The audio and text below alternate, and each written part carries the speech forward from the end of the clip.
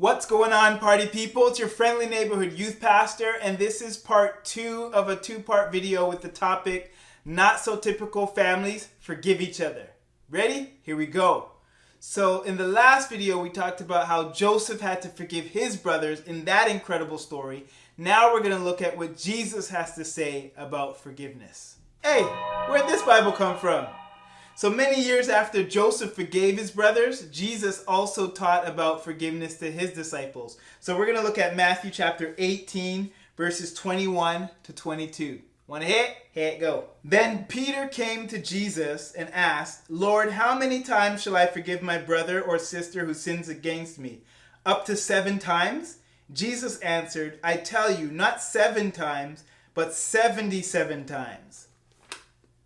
So in those short 2 verses, there's a couple of different ways that people interpret it. So it says 77. Some of the translations actually say 7 times 70, which would be 490. So whether you think it's 77 times or 490, the exaggeration that Jesus is trying to make is that you're supposed to forgive someone so many times that you should actually stop counting. Like if you're counting and you're like, all right, 76 times. Next time, I'm not going to forgive you. Then you're kind of missing the point of the passage.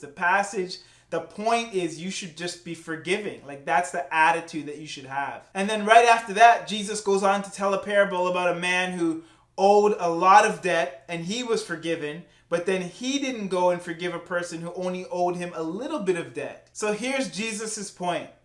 God has forgiven you for so much.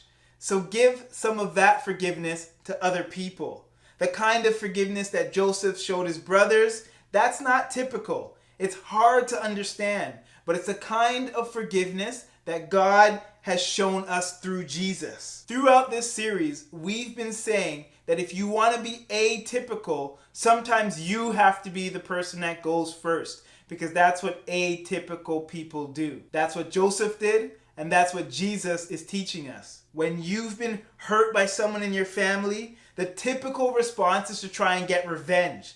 But Joseph chose to do the atypical thing. He showed his brother kindness, forgiveness, and compassion. Not so typical families forgive each other. That's our main point for today. Not so typical families forgive each other. You might have a family member who has hurt you deeply, or they are continuing to hurt you. So the idea of forgiving them like Joseph did seems impossible. Let me be clear.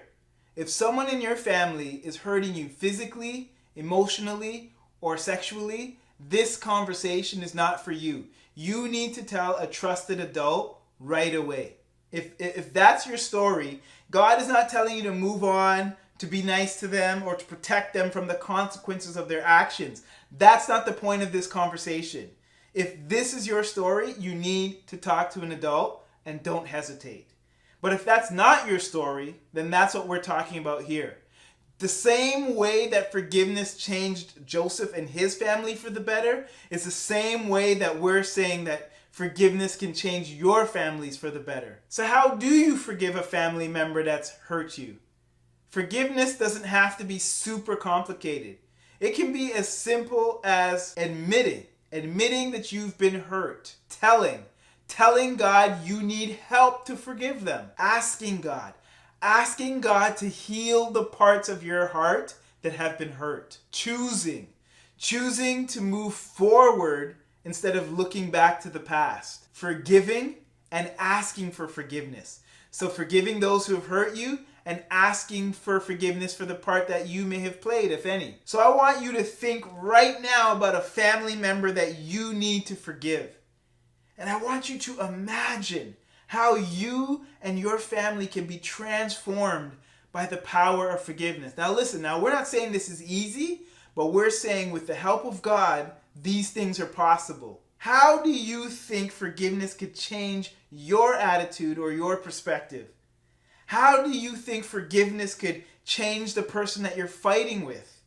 And how do you think forgiveness could begin to change your family's pattern of behavior in the long term? Listen, forgiveness is tough, but isn't it amazing that we get to forgive others the way that God has forgiven us? So here's what I want you to do. I want you to identify someone in your family who you need to forgive.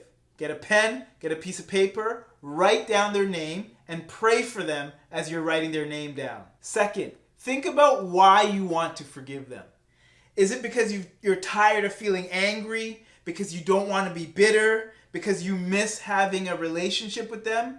Write that down as well. And number 3, hold on to that piece of paper that you wrote their names down on and what you wrote. Let it be a reminder to you that forgiveness is a process, it's a journey, it takes time, and choose to forgive instead of taking revenge. Forgiveness is a gift that we give others, but it's also a gift for ourselves. Instead of holding on to resentment, being bitter and angry, you choose to forgive, and you can find healing, hope, and freedom. So don't be typical. We've talked about a lot of different things over the last few videos, so we're just going to do a quick review.